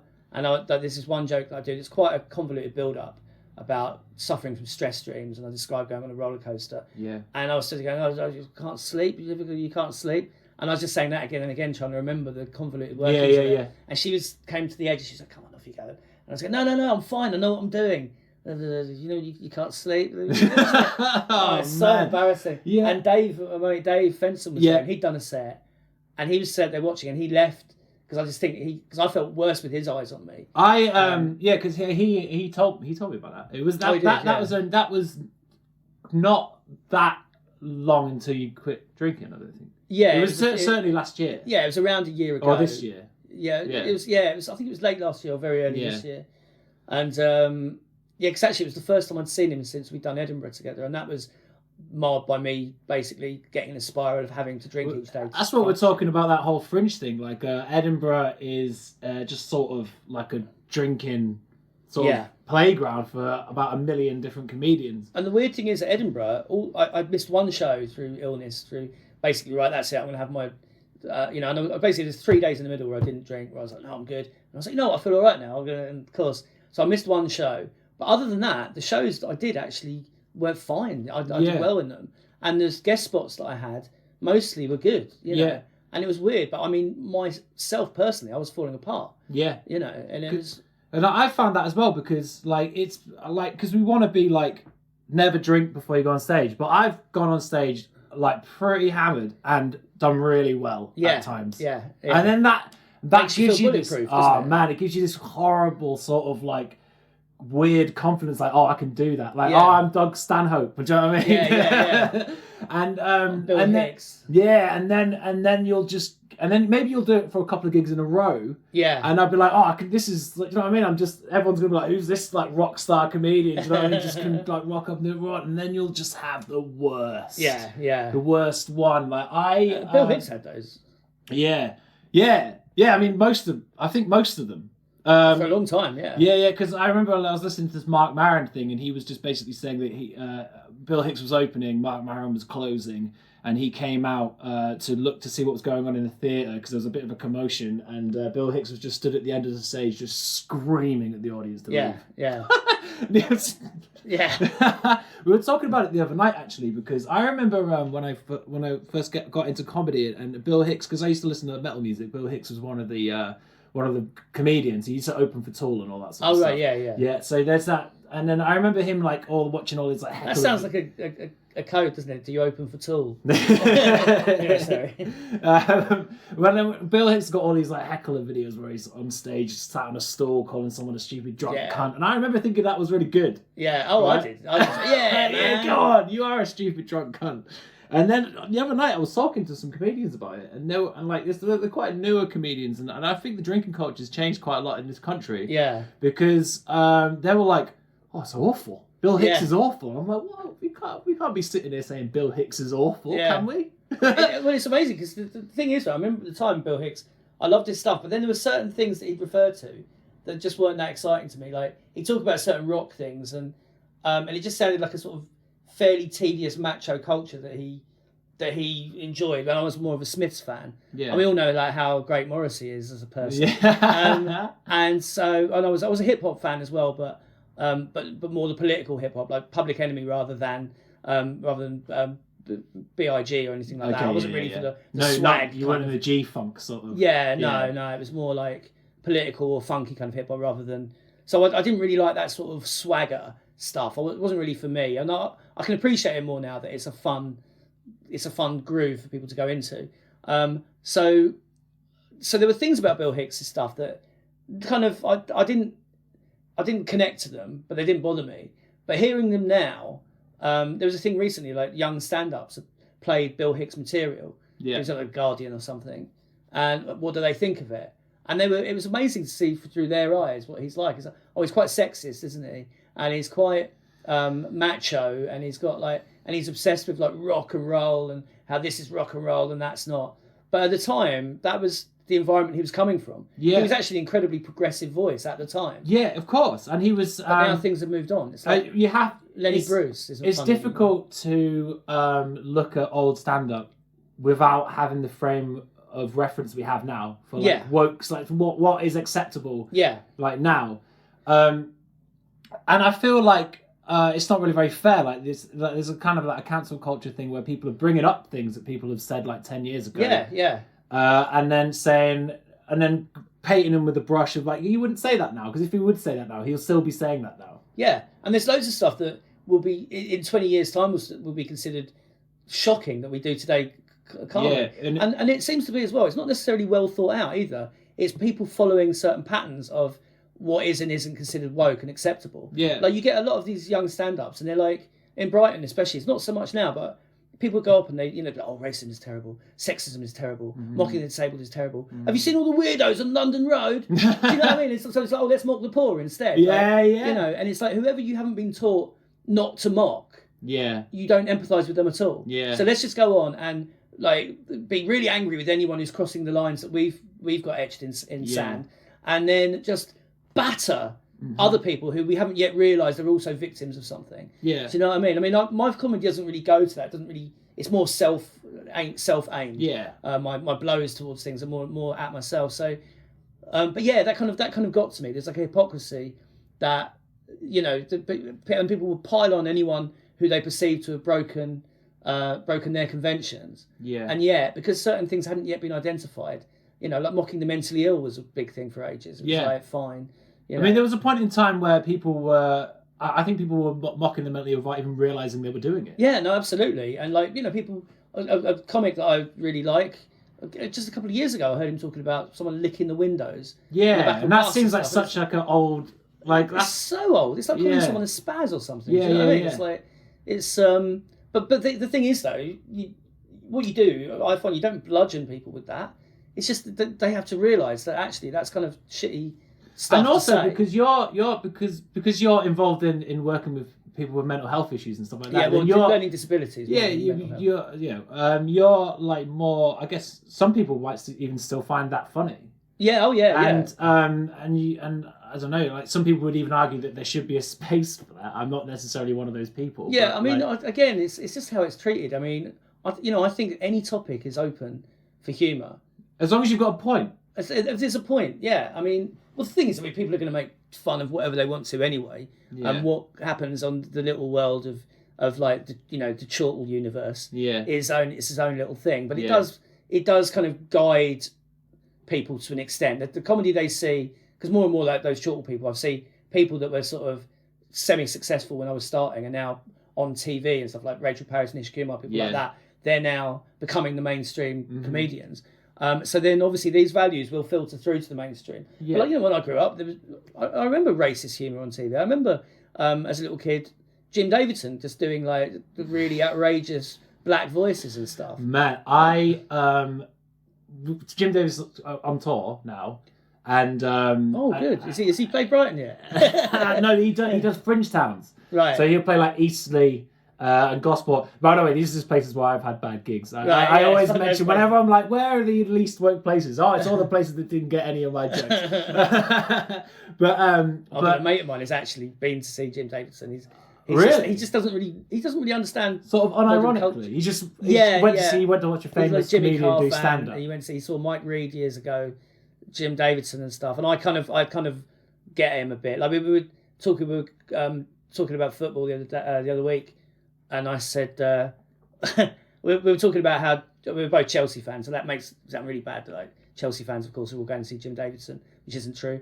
But we were talking about we'd beaten some team, and he was like, yeah, but they weren't very good though. And I was like, yeah, but you can only beat what's in front of you, can't you? As Jim Davidson said to his wife. And because and that was just me saying, remember that you went to see Jim Davidson and he's a fucking horrible human being. Do you remember that?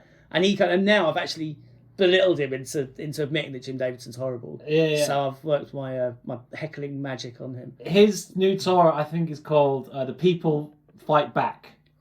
Which means that Jim Davidson, I feel like he's like, oh, I'm a dickhead comedian. Yeah. So all these people, because everything's like, there's a line that's been drawn, and you're either woke as fuck, and you're gonna call everyone, you're super left or super right, basically. Yeah. Whereas I'm not like that. Most people aren't like that. It's just this online sort of persona that everyone seems to have. So Jim Davidson's taken that at face value, and now there's all these like Comedy Unleashed people, and these people who are like, I'm going to say the most edgy shit just because we should be allowed to joke about because we should be, yeah. And they're trying to push So Jim Davidson has seen that, and he's gone, oh, this is what the people want. Yeah. And no one's really like this, I don't think. Oh, no, I'm sure there's lots of people who are loving it. Yeah? Yeah, not necessarily that they always want to walk around saying racist shit all the time. But there's a lot of people who just don't like to be told what to do, and maybe it takes a while for change to filter through. Yeah. To maybe, because I remember when I was a kid, it was like it was open season on gay people. Yeah. I remember The Sun, right? Because I don't know why I grew up. My mum had like lots of sort of alternative hippie type friends, and there was like a whole commune that we nearly moved in with. Like had this whole road in Clapham. But we ended up living near them, and we knew there was alternative, and they had connected to Traveller type people, although I wasn't that keen on the Traveller ones. That sounds bad. But I just didn't really get on with them. But there was lots of lesbian people, a lot of gay people and stuff. So I guess maybe I was exposed to things like that. So to me, it was like they're just people, they're just doing their stuff. It's not a thing. But like when EastEnders brought in two gay characters. And it was like the Sun was outraged about it. Mm-hmm. I remember this was like when I was just about 13 or something. So I haven't got that clear a memory of the time. But they actually printed the home address of the guy that played the gay character in EastEnders. What, so that people could? Well, no, not. I mean, it's dog whistle, isn't it? It's not like here's his address, go around and give him a fucking hard time. Yeah. But it was just like blah blah blah of such and such street. Yeah. Do you know what I mean? Like they surreptitiously, well, not that surreptitiously, but I mean, for the Sun, it's quite surreptitious. Yeah. They threw it in, and it was like they were horrified because in the story, I think the main guy was called Michael, I think, and he was like a successful early 40s guy, architect or something like that, and he had his boyfriend was like a guy in his like early 20s. Yeah. So it was like, oh, look at this. This is getting our young boys and turning them queer or something. Right. Was the general gist of their outrage at this storyline. But that was. But the idea now that you could just blatantly be homophobic in a national newspaper, it seems like alien. A lot of people have grown up never seeing the amount of change that I've seen in my life. Yeah. And I think of the people that are older than me, the change they must have seen. So things are gradually going in a better direction. I feel like obviously you can't justify like horrible like phobias that people have to and prejudice they have towards other people, but it does. I feel like it does make more sense in the past because I'm from like up north. I'm from this sort of like very like squaddy sort of army area. Yeah. And we didn't have many people from different different cultures that living there. And there was also, there wasn't a lot of openly sort of gay people in that. So there was a lot more of that sort of prejudice bandied about. But now we've got like the internet.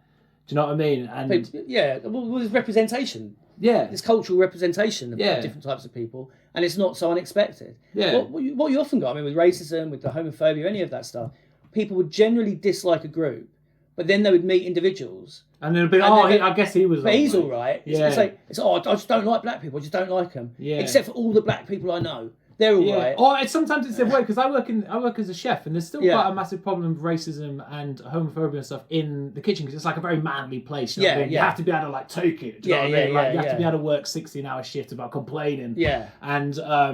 And like you'll like people will say all sorts of horrible shit when you're working in the kitchens. And in fact, one time I said that I was working in the kitchen, and this chef kept being, if you burn something, he'd be like, "What's black and lives under the grill?" or this sort of stuff. Right, yeah. And I said to the head chef, I was like, "Dude, I'm trying to work. It's really busy, and I'm trying to work with this dude. But every time he calls out a check, he says some racist shit. And I'm like, I'd rather not. I'd work much better if he wasn't being so racist all the fucking time." He took us outside, split us up. I was stood on this side. The rest of the kitchen staff were stood on the other side, and he just went, he thinks he doesn't like your sense of humour, like your sort of racist jokes. So you please like tone it down. And they were all like, "Oh, who is this guy?" Because I worked for an agency, so I wasn't even employed there, so I just came to help him out, right? And then we come back in the kitchen, and then every time they were going to make a racist sort of joke, they'd be like, "Oh, I'm not allowed to say that. I'm not allowed to say that now." And then I'd be like, "How am I the bad person in this situation?" It's weird, man. I've had this. I've noticed this a couple of times recently at football games, actually, because there still is like an older group of old working class guys. They don't take that well to social change. Do you know what I mean? Yeah. And there was one guy at a game against Sheffield United. No, it was against Leicester, because Leicester's away kit is pink. Mm-hmm. And this bloke, he was so annoying. He was shouting out. Even he had a mate with him. He was just completely sick of him. You could tell, because his mate was just silent and bitterly looking at him every now and then, like, "Oh, fuck off." And this guy was stood next to me. And the annoying thing is, my mate next to him kept turning around and sort of laughing and smiling at what he was saying, encouraging him. And I'm stuck in the middle of this. This guy keeps talking to me about stuff, and he goes, "Well, I would call him a bunch of pig puffs, but I'm not allowed to anymore, am I?" And I was like, "Yeah, right, okay, mate, whatever." And then recently there was a guy, we got a player, Tammy Abraham, yeah, he's really good.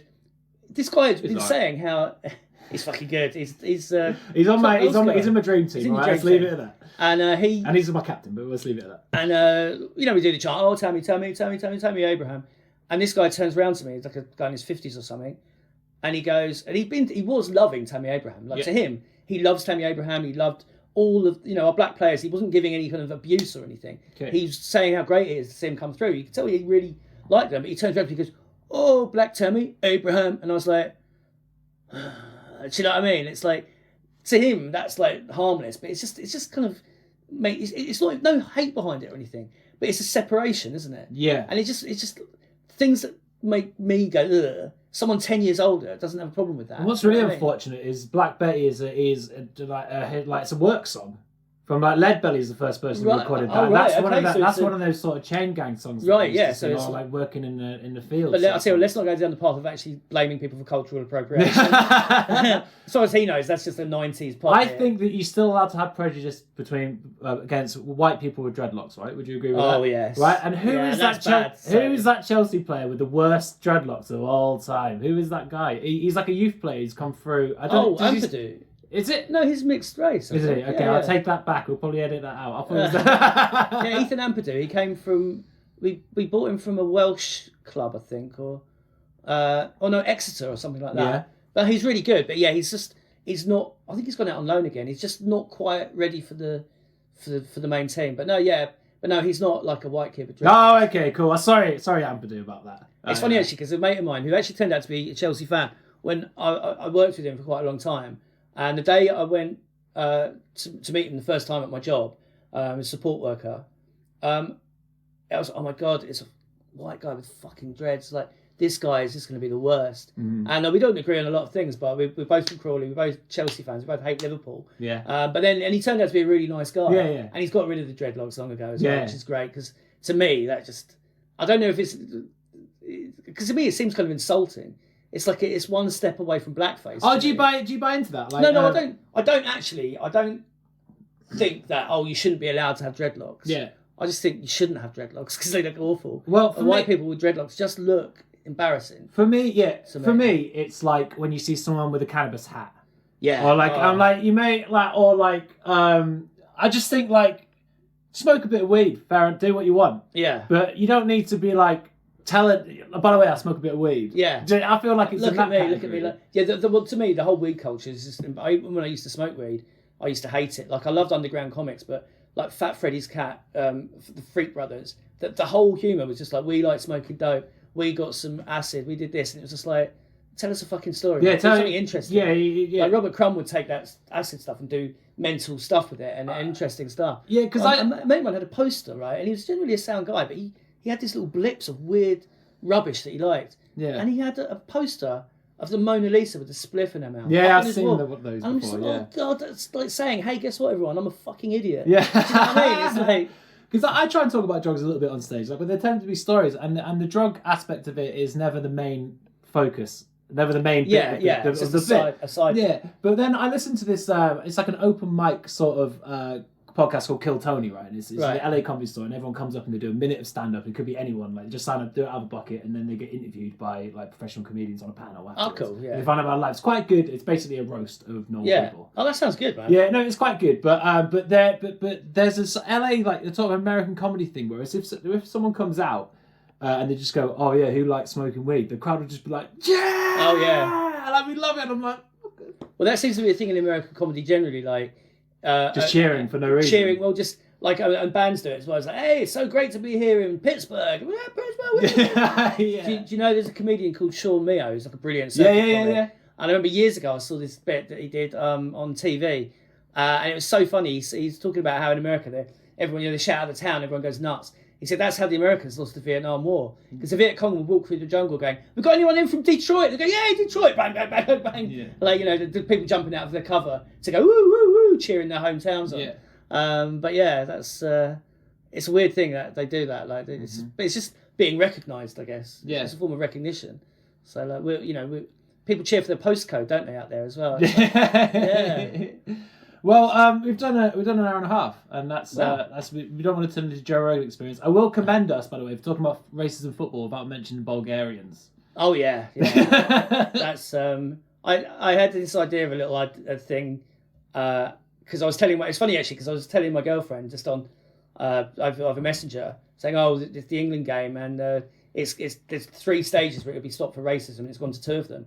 And she goes, oh, I knew it. She said, who are they playing? I said, Bulgaria. She goes, oh, I knew it. She goes, it's this bloody Brexit mentality. I was like, no, it's not the English that would be stopped. It's the Bulgarian. Yeah. And I just thought it'd be hilariously inappropriate and racist because she's from Poland. If she'd just said, oh, well, of course, Bulgarians are scum. Like, but no, she didn't say anything like that. But I just thought that would have been a nice little neat folding of the whole thing. Yeah. Because now suddenly we're saying all Bulgarians are terrible, aren't they? Yeah. Horribly racist, aren't they, Bulgarians? Yeah. Well, have you noticed they're racist? All Bulgarians. Do you know what I mean? It's, well, it's such a horrible thing. It's what you were talking about before when you were saying about like people saying like things like window liquor and that, and it's just like monkey noises and Nazi salutes and stuff like that. But then when they were talking about it, and I'm not saying it's just because you're a Chelsea fan, but I just remember that thing that happened on the Paris sort of like the metro system in Paris. Oh yeah. Of the Chelsea fans just pushing people off the train and all that sort of stuff. But then people have this misconception that they're like, oh, the racism in football is awful, right? But I feel like it's one of the only situations that you see that's very public where you get so many different kinds of people in one place at one time that are allowed to shout things as a mob. Yeah. And it's sort of encouraged to do people like make up songs and do chanting and stuff. Yeah. And I think it's very easy to see that there is like, you're like, oh, football is an incredibly racist thing. But I don't think it is. I just think that most people just don't see, they're not like, they just, that's the only time they ever see that amount of different kinds of people in one place at one time all shouting stuff. Yeah. And I think there is going to be a racist element of that sometimes, but I feel like if you just made like, how many people got, like 50,000 people, you took 50,000 people and made them all go and stand in the field and all shout stuff, there's going to be a contingent of that that are going to say racist shit. Things have changed, the society's changed, there's less of it, but I don't want to hear it. I don't want to hear racist stuff being said. No, I'm not condoning it. I'm just saying that I don't think that because people often like tarnish football fans with a racist brush. Yeah. And I feel like it's not inherently football. The thing with those fans on the train, that I think was around the time that John Terry was undergoing trial for what he said to Anton Ferdinand. Yeah. And it was also then it was like and everyone's like, typical Chelsea racist. And I think those dicks on that train, I think they were just getting carried away with their own little world. It's like, memes can turn in on themselves and go into directions, and they're all based on themselves. And I think that these football songs can go in that direction as well. Yeah. And I think that they were chanting, we're racist, we're racist, we're racist. And that's the way we like it, from what I understand. But that was kind of really ironic. And then it wasn't ironic. Do you know what I mean? Yeah. It started in an ironic way because they were like, we stand by John Terry or whatever. And then it became a real ugly, well, it was an ugly thing anyway, but it was ugliness being processed through. Yeah. Like, you remember Raheem Sterling was racially abused at Stamford Bridge a couple of years ago, right? Yeah. I was watching that game on telly with a mate of mine, the same one who previously dreadlocked friend of mine. Yeah. And it was weird because that very corner where that guy was abused, he'd had a season ticket for that area the previous year, and we'd sort of shared it. I'd been to about half a dozen of the games right in that very area, and I hadn't heard a single racist thing of all those games I was there. And when we saw this guy abusing Sterling, I didn't know it was racial at the time, and we were laughing, saying, Jesus Christ, the guy's allowed to take, opposition players allowed to take a corner. And we were laughing about how vehemently this guy was getting angry with Sterling. Mm-hmm. We were just sort of laughing at this red-faced guy wasting his energy, screaming at someone taking a corner.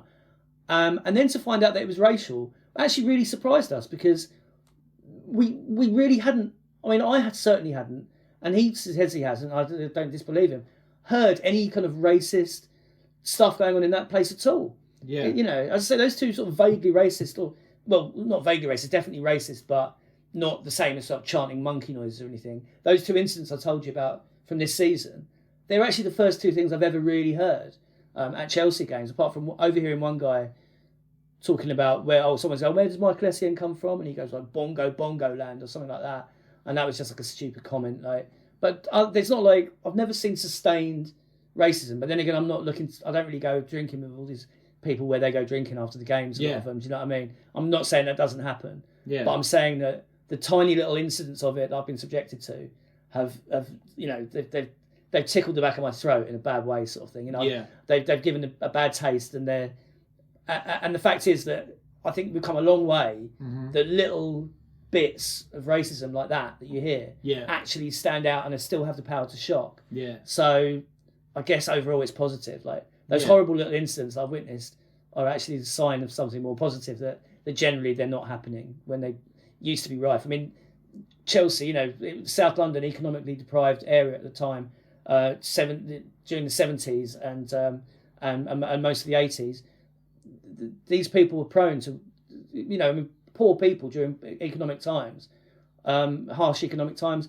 Right-wing behaviour rises like it is at the moment. Yeah. So and the club was in a downturn, and it was like a magnet to this element. Mm-hmm. People who went there not really for the football, but because of the National Front affiliation. Yeah. And it's horrible. And what I think is important is to reclaim it.